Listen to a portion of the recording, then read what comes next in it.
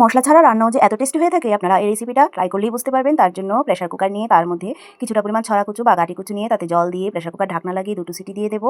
আর এদিকে আমি চিংড়ি নিয়ে নিয়েছি, চিংড়ির মধ্যে নুন হলুদ মাখিয়ে নেব। চিংড়ির মধ্যে নুন হলুদ মাখিয়ে সাইডে রেখে দিয়ে আমি সেদ্ধ করা গাটি কুচুগুলি নিয়ে নিলাম। এগুলোকে বড় বড়গুলো হাফ করে নিচ্ছি। এগুলো সাইডে রেখে দিয়ে আমি চুলায় কড়াই বসিয়ে তার মধ্যে সর্ষের তেল দিয়ে দিলাম। তেলটা গরম হয়ে গেলে তার মধ্যে চিংড়িগুলোকে দিয়ে দিচ্ছি।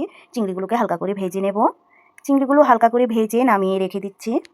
এবার কড়াইয়ে আরেকটু তেল দিয়ে দিলাম, তার মধ্যে কালো জিরে ফোড়ন দিয়ে তার মধ্যে গাটি কচুগুলো দিয়ে দিচ্ছি। কচুগুলোকে নুন হলুদ দিয়ে ভেজে নেব হালকা করে। নেড়ে চেড়ে কচুগুলোকে ভেজে নিচ্ছি। কচুগুলো ভাজা ভাজা হয়ে গেলে তার মধ্যে কাঁচা লঙ্কা চেরা দিয়ে দিলাম। মিশিয়ে নিয়ে তার মধ্যে ভাজা চিংড়িগুলোকে দিয়ে দিচ্ছি। চিংড়িগুলোকে মিশিয়ে নেব। চিংড়িগুলো মিশিয়ে নিয়ে তার মধ্যে পরিমাণ মতো জল দিয়ে দিচ্ছি। যেহেতু আমি ঝোল করছি তাই আমি একটু বেশি পরিমাণ জল দিলাম, আপনারা আপনাদের পরিমাণ মতো দেবেন। ঝোলটা দিয়ে মিশিয়ে নিয়ে এটাকে আমি 7-8 মিনিটের মতো ফুটতে দেবো। 7-8 মিনিট ফুটে উঠলেই রেডি হয়ে গেছে আজকের রান্না।